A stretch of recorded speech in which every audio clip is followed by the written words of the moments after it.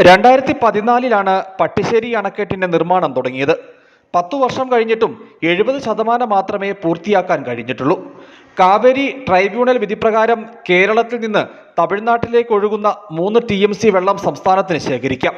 ഇതിന്റെ ഭാഗമായാണ് അണക്കെട്ട് നിർമ്മിക്കുന്നത്. ഈ വിധിയുടെ കാലാവധി 2032 അവസാനിക്കും. മന്നമൻ ചോലയിൽ ഒഴുകിയെത്തുന്ന വെള്ളം ശേഖരിക്കാനായി 38.2 മീറ്റർ ഉയരവും 140 മീറ്റർ നീളവുമുള്ള അണക്കെട്ടാണ് നിർമ്മിക്കുന്നത്.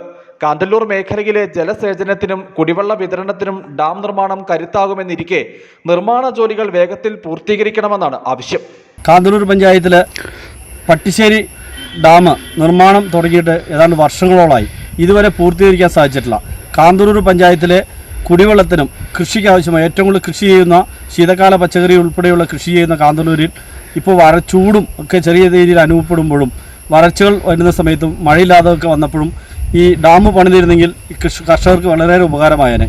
തമിഴ്നാട് അതിർത്തിയോട് ചേർന്ന് കിടക്കുന്ന കാന്തല്ലൂരിൽ ഡാം നിർമ്മിക്കുന്നതിനെതിരെ തുടക്കത്തിൽ തമിഴ്നാട് ശക്തമായ പ്രതിഷേധമുയർത്തിയിരുന്നു. ഇതിനെ മറികടന്നാണ് നിർമ്മാണം തുടങ്ങിയത്.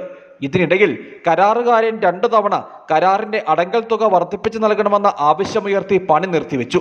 തുടക്കത്തിൽ 24 കോടി രൂപയായിരുന്നു അടങ്കൽ തുക. തുടർന്ന് 46.8 കോടി രൂപയായി വർദ്ധിപ്പിച്ചു നൽകി. പണി തുടങ്ങിയെങ്കിലും വീണ്ടും തുക വർദ്ധിപ്പിച്ചു നൽകണമെന്ന ആവശ്യവുമായി കരാറുകാരൻ രംഗത്തെത്തി. പിന്നെയും കൂട്ടി 60 കോടി രൂപയിലേക്ക് എത്തിയതോടെയാണ് പണി പുനരാരംഭിച്ചത്. കഴിഞ്ഞ ബജറ്റിൽ 14 കോടി രൂപ ഡാം അനുബന്ധ കനാലുകളുടെ നിർമ്മാണത്തിന് വകയിരുത്തിയിരുന്നു. സർവേ നടപടികൾ നടന്നുവെങ്കിലും പിന്നീട് മുമ്പോട്ട് പോക്കുണ്ടായില്ല. News bureau, Adimali.